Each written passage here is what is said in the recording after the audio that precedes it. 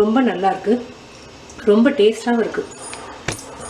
நான் கொஞ்சம் இந்த தரேன், இந்த நல்லா இருக்காடா.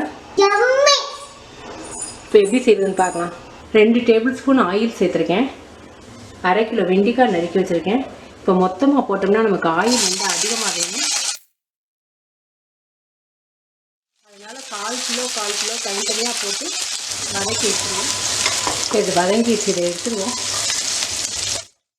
இப்போ திரும்ப அதே ஆயிலே மிச்ச 1/4 கிலோ வெண்டைக்காயும் வதக்கி எடுத்துருவோம். நல்லா வதங்கிச்சு, எடுத்துருவோம். இப்போ 2 ஸ்பூன் மட்டும் ஆயில் சேர்த்துருக்கேன். அதில் 1 ஸ்பூன் கடலைப்பருப்பு, உளுந்தம்பருப்பு 1/2 ஸ்பூன், ஜீரா 1/2 ஸ்பூன், கடுகு ஒரு 1/4 ஸ்பூன், ஒரு பெரிய வெங்காயம். இப்போ நம்ம வதக்கி வச்சுருக்க வெண்டைக்காய்,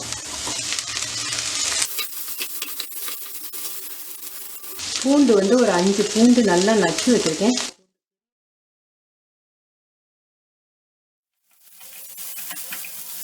கறிவேப்பிலை, மஞ்சத்தூள் ஒரு 1/4 டீஸ்பூன்.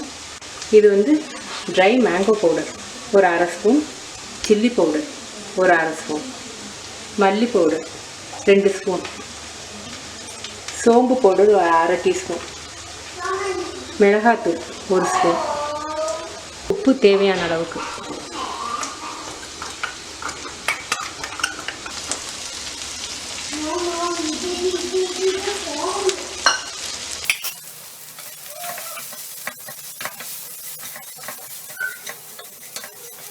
இதில் ஒரு கைப்பிடி அளவுக்கு வறுத்த நிலக்கடலை,